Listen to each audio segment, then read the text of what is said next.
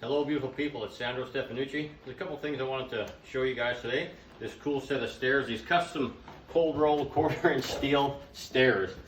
These are all bent in one piece, and then of course the landings have been fabricated, but you can see that you got this 2 inch by 3/4 inch steel here that's been welded together and uniform looking, and we have this black ink on these stairs, which is kind of cool. It gives it that dark Pantene that you like to see on iron, that it won't rust. It's kind of cool. And then here's a template that we're making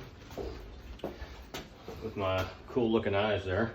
So we had to make a template up against here, so because there's these steel pickets that are going to be welded prefabricated into one piece. And as you can see, it takes a long time to make these templates up and get them exactly the same, and then we take it to the fabrication shop so they can weld it. They'll lay this on the floor and they'll put the piece together and make it all together, so there's no mistakes on it. Heights and stuff are dialed in. But the real reason I wanted to kind of talk today about stuff like this is because this is hours and hours and hours of even just designing and talking, and then once you get to the site and do it, it probably changed like 4 or 5 times.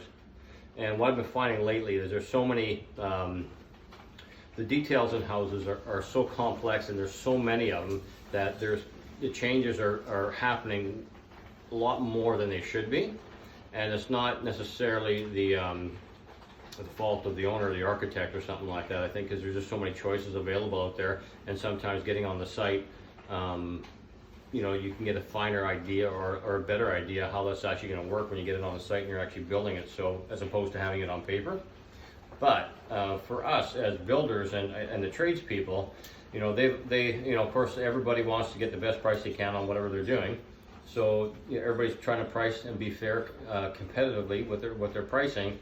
And then we have changes after changes after changes, and who's paying for it? Nobody wants to pay for those changes, but it takes hours, and some days it takes days, or even guys have to go away and come back in a week or two by the time they figure out what the heck they want to do. So just to keep that in mind, that these things, they're happening more and more often, I'm finding. And then the builder kind of at the end of the day gets, well, why is it taking so long to build a house? Well, if you keep on changing things, which is fine, but it adds so much more time to a house these days. And it could be months, it could be even like 3 months to a house if you continue to make changes, which sometimes we get like 4 or 5 changes in that 1 hour of having the conversation, which does happen quite often. And that's not just homeowners, but that's architects as well. So it becomes increasingly frustrating.